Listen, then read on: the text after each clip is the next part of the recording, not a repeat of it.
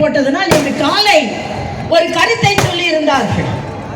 பெரியாரை பற்றி தவறாக பேசினால் ஓட்டு கிடைக்காது என்று சொல்லியிருந்தார்கள். தம்பி அண்ணாமலை கூட இது பெரியாரை கடந்து போவோம், அவருக்கும் ஓட்டுக்கும் சம்பந்தம் இல்லைன்னு சொல்லியிருந்தார். இது இவர் சொல்றார். கனிமொழி என்று சொல்கிறார்கள், பெரியாரின் பெயருக்கு களங்கம் விளைவித்ததனால் ஓட்டு விடாது என்று சொல்கிறார்கள். ஆனால் தூத்துக்குடியில் போட்டி போடும் அந்த கனிமொழி என்ன செஞ்சாங்க தெரியுமா? அவர்களோட ட்விட்டர்ல மேல ஐடியில பெரியார் படம் இருக்கும். 2-3 நாட்களுக்கு முன்னால் என்னை ஒரு விமர்சனம் செய்திருந்தார்கள்.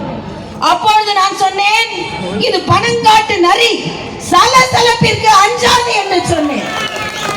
கனிமொழி என்ன செய்தார்கள் தெரியுமா? தேர்தலுக்கு முந்தைய நாள் அந்த ட்விட்டர் ஐடியில பெரியார் படத்தை எடுத்துட்டு பனைமரத்தோட படத்தை வச்சாங்க. இல்லையான்னு கேளுங்க.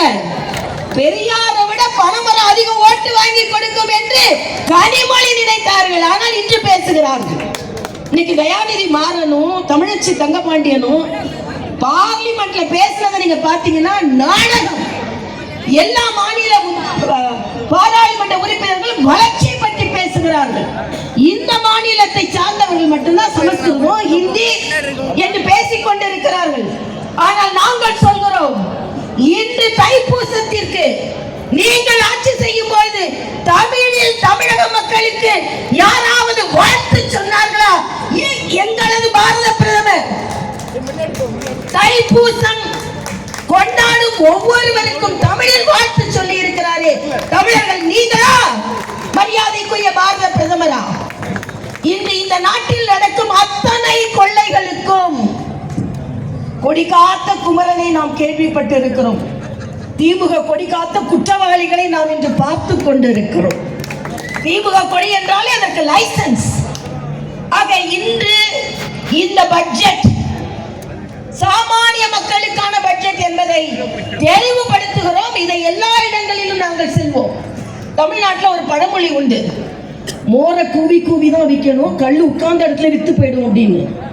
ஆக திராவிட முன்னேற்ற கழகத்திற்கு நன்றாக புரியும். ஆக இந்த நாங்கள் தமிழகம் முழுவதும் ஏன் பட்ஜெட் விளக்க பொதுக்கூட்டங்கள் நடத்துகிறோம் என்றால், இந்த மூரை கோவி கூவித்தான் விற்க வேண்டும் என்றால் நல்லதை பற்றி இவர்களுக்கு தெரியவே தெரியாது. ஸ்டாலின் சொல்கிறார், இது என்ன பொருளாதாரமா? யார் தாக்கல் செய்தது? மரியாதைக்குரிய நிர்மலா சீதாராமன் அவர்கள்.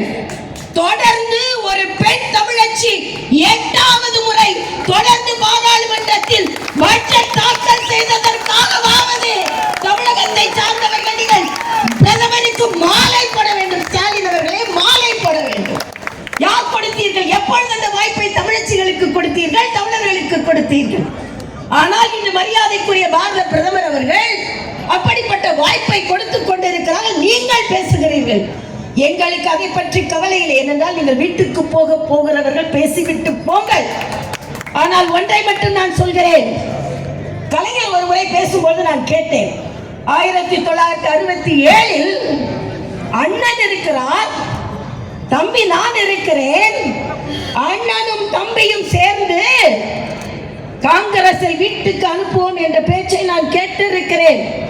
இன்று சொல்கிறேன், இந்த அக்கா இருக்கிறேன், இந்த தம்பி இருக்கிறார், இந்த அக்காவும் தம்பியும் சேர்ந்து ஸ்டாலினை வீட்டுக்கு அனுப்புகிறோமா இல்லையா என்று பாருங்கள். இல்லையா என்று பாருங்கள். நான் தம்பி அண்ணாமலைக்கு சொல்கிறேன், இந்த பாரதிய ஜனதா கட்சி உயிருக்கு நிகரானது. இந்த பாரதிய ஜனதா கட்சி அரியணை ஏற்றுவதற்கு உங்கள் அக்காவாக எப்பொழுதும் துணை நிற்பேன் என்று இங்கே நான் சொல்கிறேன். ஏனென்றால் காவி கொடி தமிழகத்தில் பறக்க வேண்டும். அண்ணா வளர்த்தது தமிழ் அல்ல, ஆண்டாள் வளர்த்தது தமிழ் என்பதை தமிழக மக்கள் புரிந்து கொள்ள வேண்டும். பெரியார் வளர்த்தது தமிழ் அல்ல, பெரியார் வளர்த்தது பெரியாழ்வார் வளர்த்தது தமிழ் என்பதை புரிந்து கொள்ள வேண்டும். உங்கள் பெரியார் வளர்த்தது தமிழ் அல்ல என்பதை புரிந்து கொள்ள வேண்டும்.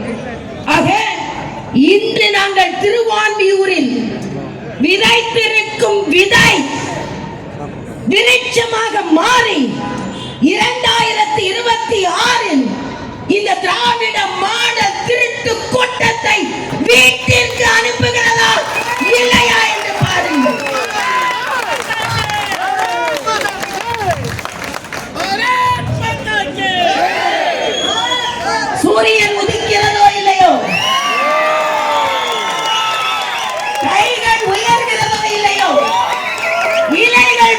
இருக்கிறதோ இல்லையோ, தமிழகத்தில் தாமரை மலர்ந்தே தீரும். தமிழகத்தில் தாமரை மலர்ந்தே தீரும். நன்றி.